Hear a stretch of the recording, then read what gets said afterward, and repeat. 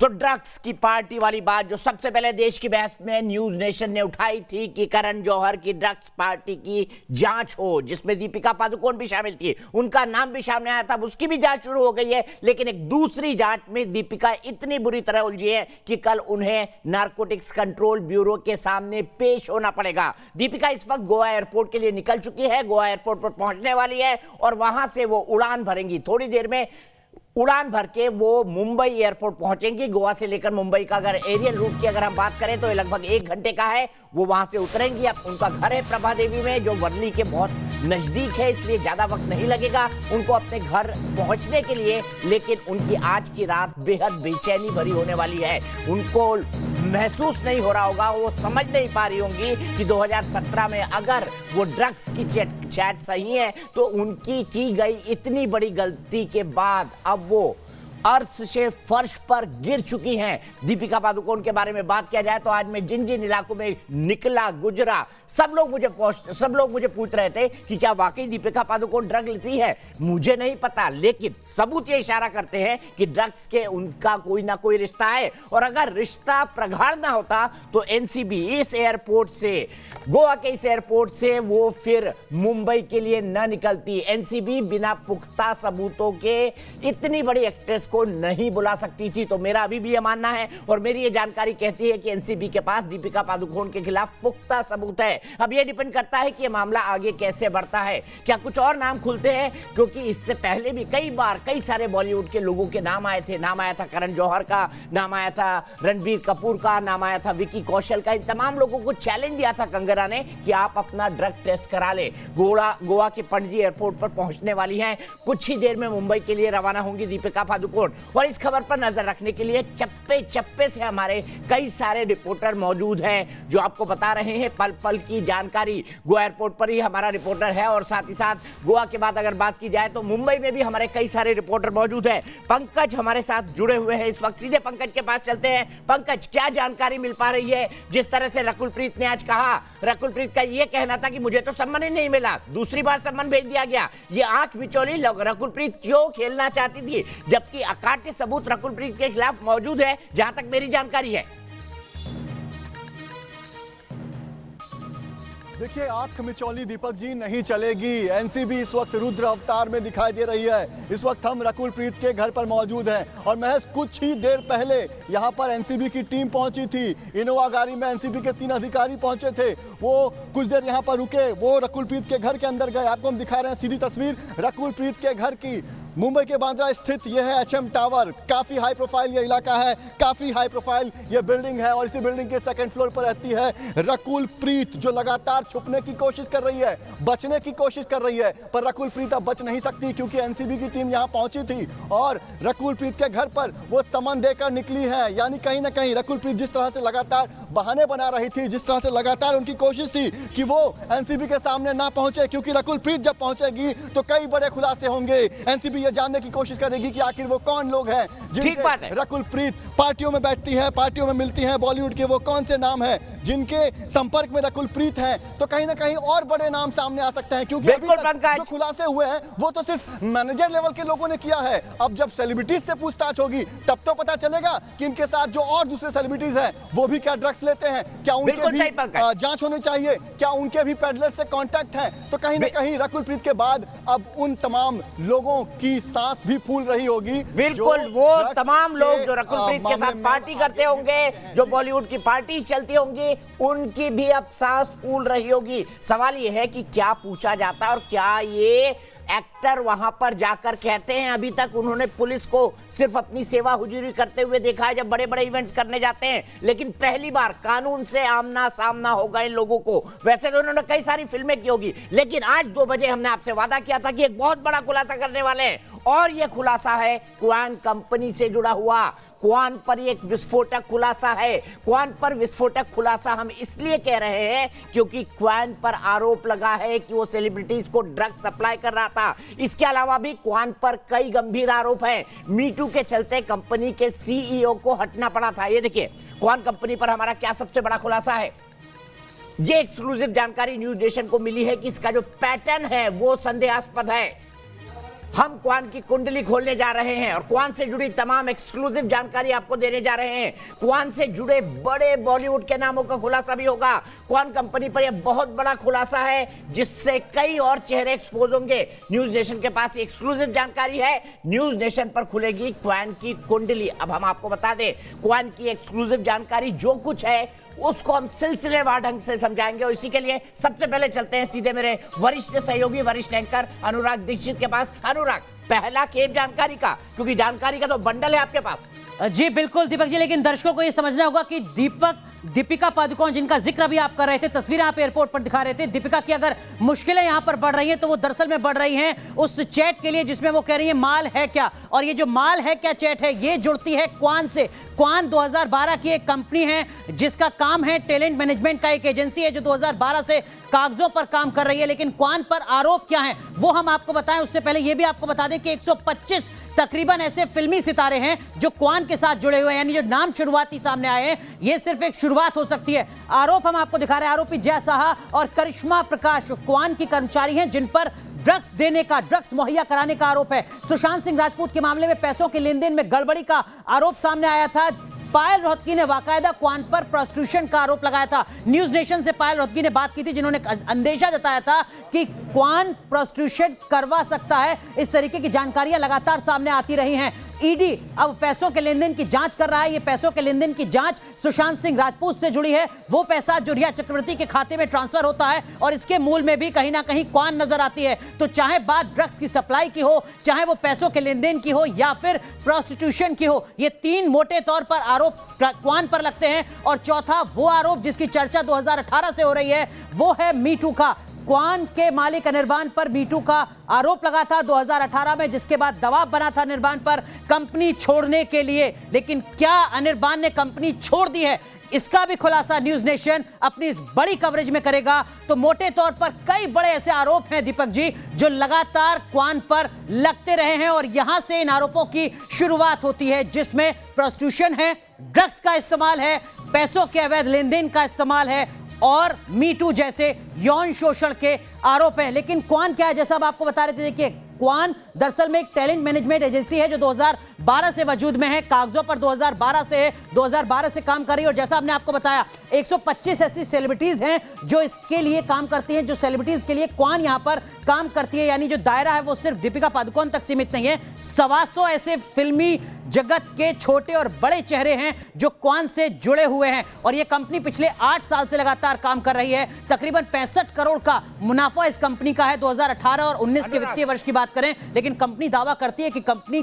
कई हजार करोड़ का सालाना कारोबार करती है। लेकिन जिसका जिक्र यहां पर आप कर रहे थे दीपक जी, वो हम आपको बताएं। पहला मकर जाल देखिए, हम आपको जरा ग्राफिक्स के जरिए समझाने की कोशिश करते हैं। हम बात कर रहे हैं यहां पर क्वान टैलेंट मैनेजमेंट एजेंसी की। ये वो एजेंसी है, इस एजेंसी के कुल 45,000 शेयर हैं। जी दीपक जी, मैं चाहता हूं आप मकर जाल में ना जाएं। जी, 3 गंभीर आरोप लगे हैं, एक एक करके उनकी बात कर लें, उसके बाद हम शेयर्स की बात करते हैं। हम सबसे पहले जानना चाहते हैं ड्रग्स के आरोप, और क्वान के तमाम अधिकारियों को एनसीबी ने बुला लिया है। यह भी मालूम पड़ा कि मधु मोंडेटा वर्मा जो इसके को फाउंडर थे, जिन्होंने उड़ता पंजाब फिल्म बनाई थी, वो खुद ड्रग्स की एक चैट के अंदर पाए गए हैं। उन पर भी गिरफ्तारी की तलवार लटक रही है। इन पर शक है कि ऑर्गेनाइज ढंग से अपने क्लाइंट्स को ड्रग्स सप्लाई करते थे। यह कितना बड़ा अपराध है आपकी नजर में? दीपक जी, अपराध बहुत गंभीर है, खासकर जिस तरीके के कानून हिंदुस्तान में है उसके लिहाज से। और यहां पर समझना यह बेहद जरूरी होगा, जैसा कि आप बेहतर तरीके से जानते हैं कि हिंदुस्तान में ड्रग्स की जो सप्लाई होती है उसके टेरर लिंक हैं, उसके दाऊद लिंक हैं। यानी हिंदुस्तान में ड्रग्स बड़े पैमाने पर पाकिस्तान से, अफगानिस्तान से भेजी जाती है। और अगर क्वान के जो तमाम मालिक हैं, कर्मचारी हैं, वो यहां पर फिल्मी सितारों तक ड्रग्स पहुंचा रहे थे, तो वो ड्रग्स कहां से ला रहे थे, उसका टेरर लिंक क्या था, ये अब एनसीबी की जांच में खुलासा होगा। और अगर इस तरीके की जानकारियां और आने वाले वक्त में सामने आती हैं तो यकीन मानिए क्वान की मुश्किलें बढ़ सकती हैं। और यहां पर वो फिल्मी सितारे जो ये दावा करते हैं कि वो समाज के लिए आदर्श हैं, वो अगर ड्रग्स का इस्तेमाल कर रहे हैं और उनको ड्रग्स दे रहा है क्वान, जो ये कहता है कि हम इमेज बिल्डिंग का काम करते हैं, हम छवि बनाने की कोशिश करते हैं, और वो दरअसल में ड्रग्स की सप्लाई करता है जिसके टेरर लिंक हैं, जिसका डी लिंक पूरी दुनिया जानती है। तो यहां पर मुश्किलें क्वान की आने वाले वक्त में दूसरा बड़ा सवाल, दूसरा बड़ा सवाल, रिया चक्रवर्ती सुशांत एक कंपनी को कुछ पैसे ट्रांसफर करते हैं, क्वान उसके लिए इवेंट करती है, बाकी का पैसा रिया चक्रवर्ती के अकाउंट में आ जाता है। हमको पता है कि 26 लाख रुपए के आसपास का अमाउंट है जिसके बारे में बात कही जा रही है, शायद कुछ ऊपर नीचे हो सकता है।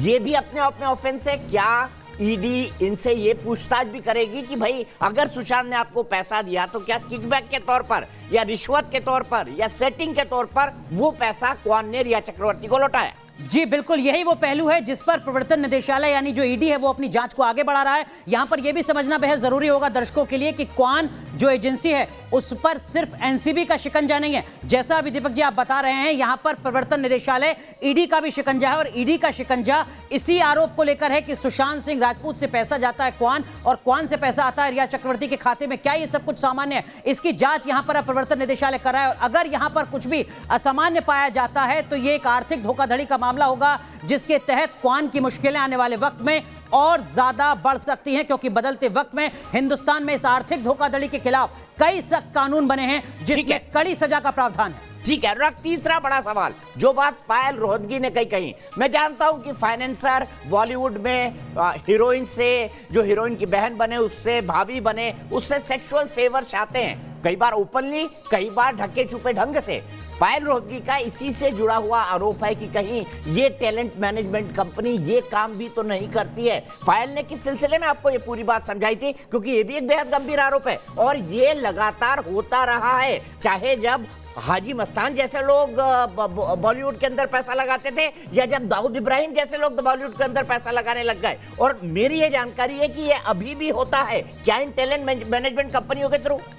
जी बिल्कुल, पायल रोहतगी से कल हमने बात की थी और न्यूज नेशन पर पायल रोहतगी ने इस बात की आशंका जताई थी, अंदेशा जताया था कि क्वान मैनेजमेंट की तरफ से प्रोस्टिट्यूशन का जो पूरा काम है, जो पूरा नेक्सस है वो यहां पर आगे बढ़ता है और कुछ इसी तरीके की जो आशंका है उस पर मोहर लगाई। अब से कुछ देर पहले शर्लिन चोपड़ा ने, जिन्होंने बात की न्यूज नेशन से, और उन्होंने कहा कि उनके साथ किस तरीके से बदतमीजी की गई थी, उनके साथ किस तरीके से गलत व्यवहार किया गया था, वो दर्द उन्होंने साझा किया और साथ ही साथ इस बात का आरोप उन्होंने भी लगाया कि क्वान मैनेजमेंट प्रोस्टिट्यूशन के इस पूरे नेक्सस को, मकर जाल को आगे बढ़ा रहा है और इस नेटवर्क में वो फिल्मी दुनिया के तमाम वो चेहरे हैं जो कैमरे के पीछे रहते हैं, जिनका जिक्र यहां पर आप कर रहे हैं और उन्हीं के लिए बड़ी बड़ी पार्टीज ऑर्गेनाइज की जाती थी, जिसका जिक्र न सिर्फ शर्लिन चोपड़ा ने यहां पर किया बल्कि पायल रोहतगी ने भी न्यूज नेशन के दर्शकों को अपना अनुभव साझा किया। दीपक जी ठीक है, अनुराग पैनल खोलते हैं, पैनल पे हम अपना डिस्कशन जारी रखेंगे। तीन बड़ी बातें हैं। सबसे बड़ी बात, ड्रग के मामले में क्वान कंपनी गले तक फंसी हुई है, पैसों के लेन देन के मामले में, गड़बड़ी के मामले में क्वान कंपनी सर तक फंसी हुई है और अब उस पर एक बड़ा आरोप लग रहा है। दो एक्ट्रेस लगा रही हैं, शर्लिन चोपड़ा भी लगा रही है, पायल रोहतगी भी लगा रही है कि फिक्सिंग के नाम पर, हीरो हीरोइंस को एक जगह से दूसरे जगह तक पहुंचाने के नाम पर, इसके नाम पर कि ये पब्लिक इवेंट में जाएं या ना जाएं, उसके लिए कितना पैसा ले, शादी में जाने के लिए, नाचने के लिए, किसी के प्राइवेट इवेंट के लिए, पर्सनल इवेंट के लिए, क्या इसमें कहीं ढका छुपा प्रोस्टिट्यूशन का रैकेट है? इन सब सवालों पे बात होगी। मेरे साथ विकास श्रीवास्तव जुड़ गए हैं, मेरे साथ उमाकांत मिश्रा जी जुड़ गए हैं जो फॉर्मर असिस्टेंट डायरेक्टर हैं एनसीबी के, मेरे साथ ही साथ मेरे माफ कीजिएगा, विकास श्रीवास्तव को मैंने बताया, आपको पंकज मिश्रा को बताया, साथ ही साथ मनोज गोरका जी मेरे साथ जुड़ गए हैं और अगला चेहरा मैं नहीं पहचान पा रहा। ये एक मॉडल है, इनका नाम है प्रियदर्शनी सिंह। प्रियदर्शनी, क्या आपका कभी कोई ऐसा एक्सपीरियंस रहा है मॉडलिंग एजेंसी के नाम पर, टैलेंट सप्लाई के नाम पर आपको इस तरह के अनैतिक ऑफर दिए गए हो? सबसे पहले शुरुआत यहां से करते हैं।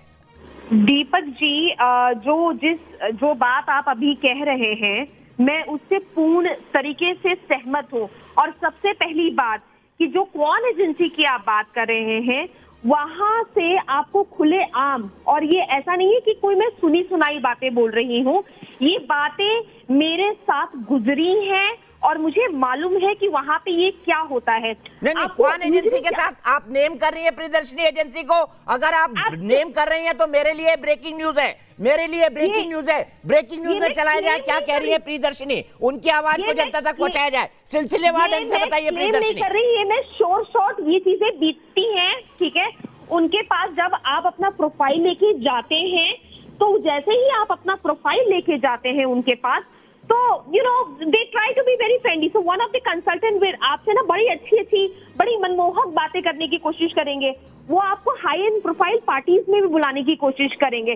आपको लगता है वाओ कितना अच्छा है, बिकॉज ऑब्वियसली बात है जब आप 21-22 साल के होते हो आपके अंदर एक होता है कि नहीं यार मैं इतनी दूर से आई हूँ, अपना करियर बनाने के लिए आई हूँ. एंड देन उसके बाद मैं दीपक जी बोल रही हूँ कि उसके बाद ये पूरा का पूरा नेक्सस काम करना शुरू करता है. आप समझ रहे हैं. अब उसके बाद क्या होता है कि किसी बड़े डायरेक्टर किसी बड़े एक्टर की नजर अगर उस लड़की पे पड़ गई, so that director they are so smart people, they are so cunning people कि वो डायरेक्टली उस लड़की को अप्रोच नहीं करते हैं. आप समझ रहे हैं, क्योंकि इनको मालूम है कि इस तरीके से अगर वो अप्रोच करेंगे तो वो फंस जाएंगे. सो व्हाट दे डू, ये लोग क्या करते हैं, ये लोग ये जो कंसल्टेंट हैं जो कि माफ करिएगा मैं इस किस्म की भाषा का प्रयोग कर रही हूँ, एक तरह से कहा जाए तो इन लोगों की दलाली करते हैं. माफ करिएगा मुझे ये भाषा का प्रयोग करना पड़ रहा है, लेकिन इनके खुद के काम इतने घटिया और इतने गंदे हैं कि हम इस तरीके की भाषा बोलने में मजबूर हो जाते हैं. तो प्रियदर्शनी में लिख दो, आपकी बात सुनूंगा. प्रियदर्शनी में ब्रेकिंग न्यूज में लिख दो कि क्वैन के जो रिप्रेजेंटेटिव्स हैं वो दलाली की कोशिश करते हैं नए बडिंग एक्टर्स के साथ. लिख दो यहाँ पर ब्रेकिंग न्यूज में. बिल्कुल लिख दीजिए नीरज, ये ब्रेकिंग न्यूज है, प्रियदर्शनी बता रही है. और मैं कोई ये हवा में बातें नहीं कर रही हूँ, ऐसा नहीं. और क्वान जैसी ऐसी बहुत एजेंसीज हैं, ऐसी सिर्फ एक क्वान है, क्वान ही नहीं है, ऐसी कम से कम 6 से 7 एजेंसीज का नाम मैं ले सकती हूँ कि जो इस किस्म की तरीके से आपको एक तरह से प्रोस्टिट्यूशन में धकेलने की कोशिश की जाएगी. पहले आपका माइंड कैप्चर करने की कोशिश की जाएगी. अगर आप उन्हें बोलेंगे कि नहीं मैं ड्रिंक नहीं करती हूँ या अगर मैं पीना नहीं पसंद करती हूँ, तो आपको वो कैटल क्लास का दर्जा दे देंगे. आप बोलेंगे अरे इसको तो मतलब कुछ समझ ही नहीं है, अरे तुम तो, और आपका ब्रेन वॉशिंग शुरू होती है. आप समझ सकते हैं जिस तरीके से जिहादियों की ब्रेन वॉशिंग होती है, जो टेररिस्ट क्रिएट किए जाते हैं, उसी तरीके से ब्रेन वॉशिंग एक युवा की जाती है, जब वो एक लड़की की जाती है. यहाँ पे लड़कियां नहीं लड़कों की भी की जाती है, क्योंकि इंडस्ट्री में ऐसे बहुत सारे ऐसे एक्टर्स हैं, सुपरस्टार्स हैं, मैं नाम नहीं लेना चाहती, सबको मालूम है इंडस्ट्री में, जो कि लड़कों के भी शौक रखते हैं. तो आप सोच सकते हैं कि एक जो कि उत्तर प्रदेश बिहार से बहुत सारे सपने लेके आता है अपने, क्योंकि एक एक्टर बनना एक ऐसा प्रोफेशन है जो कि बहुत कन्वेंशनल प्रोफेशन नहीं माना जाता है. आप समझ रहे. और उसके बाद हमें ये बोला जाता है कि नहीं आप तुम तो मोटी हो, तुम्हें थोड़ा सा वेट लूज करने की जरूरत है. व्हाट, अगर तुम ये ड्रग्स लोगी या ये चीज करोगी या ऐसे करोगी तो यू विल बी आप बहुत प्रॉपर शेप में आ जाएंगी. तो इस तरीके से आपको कोई जबरदस्ती वहां पे नहीं दिलाता, लेकिन आपके ब्रेन के साथ खेला जाता है. अगर आप ब्रेन से मजबूत नहीं है तो आप उस दलदल में घुस जाएंगे. और दीपक जी ये हकीकत है कि उस दलदल में घुसने के बाद निकलना असंभव है, असंभव.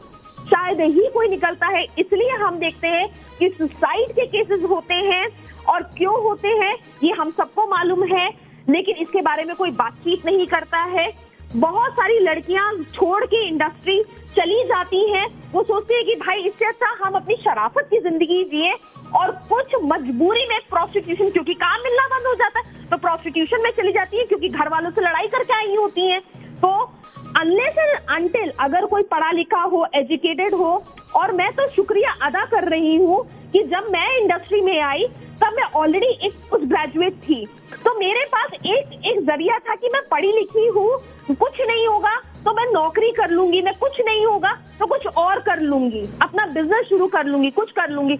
लेकिन हर किसी की स्थिति मेरी जैसी नहीं होती है. जब आप 16-17 साल के होते हैं तब आप 10th क्लास में होते हैं या 11th क्लास में होते हैं, जब वहां से आप भाग, कंगना ने खुद बताया ये सब चीजें.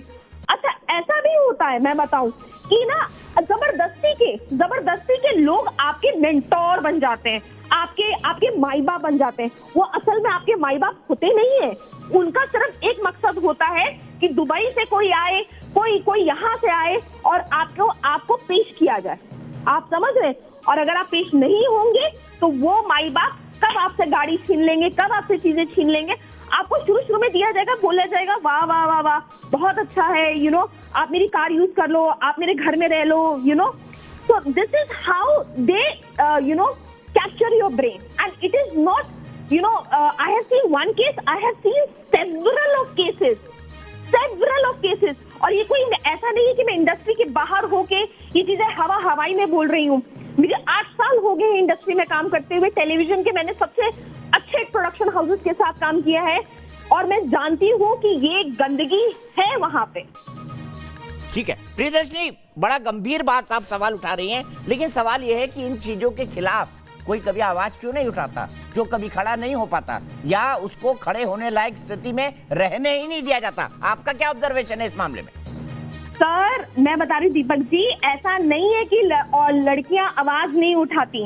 अब एक अभिनेत्री में उनका अभी नेशनल टेलीविजन पे नाम नहीं लेना चाहती हूँ, लेकिन वो एक बिग बॉस जैसे बड़े शो में भी आई थी, ठीक है, और टेक्निकली उस बेचारी अबला नारी को लोगों ने पागल करार कर दिया, जबकि उसने जो जो बातें बताई हैं अगर आप ध्यान से सुनेंगे और समझने की कोशिश करेंगे तो ऐसा तो नहीं है कि वो सब झूठ बोल रही हैं.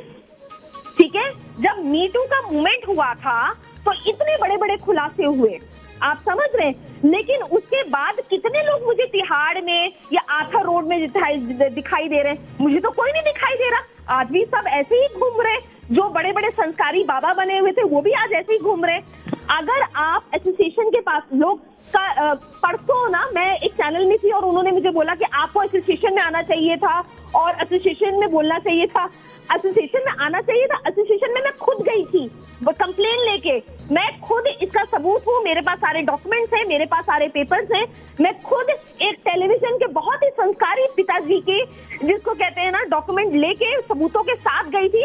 आपको धमकाया जाता है, आपको बोला जाता है कि आपका करियर खत्म हो जाएगा. ठीक है प्रियदर्शनी, जब आप इतनी बात कर रही हैं तो संस्कारी बाबूजी का नाम भी सामने आना चाहिए, और फिर ये कैंपेन, आपकी इस लड़ाई को मैं आगे लेके जाऊंगा. फिलहाल एक ब्रेक के लिए रुकते हैं. ब्रेक के बाद अनुराग दीक्षित के पास चलेंगे, हमारे रिपोर्टर्स के पास चलेंगे, क्योंकि वो खबर क्वान के आने के बारे में आने बाकी है कि क्वान के पीछे आखिर कौन कौन लोग खड़े हुए हैं, खानवुड के कौन कौन से गैंग इस क्वान के पीछे हैं. समझना पड़ेगा हमको, जानना पड़ेगा हमको, और ऐसी कंपनियों के खिलाफ खड़ा होना पड़ेगा जो ड्रग सप्लाई करती हैं, लोगों को प्रोस्टिट्यूशन में ढकेलने की कोशिश करती हैं और जामा पहनाती है टैलेंट मैनेजमेंट.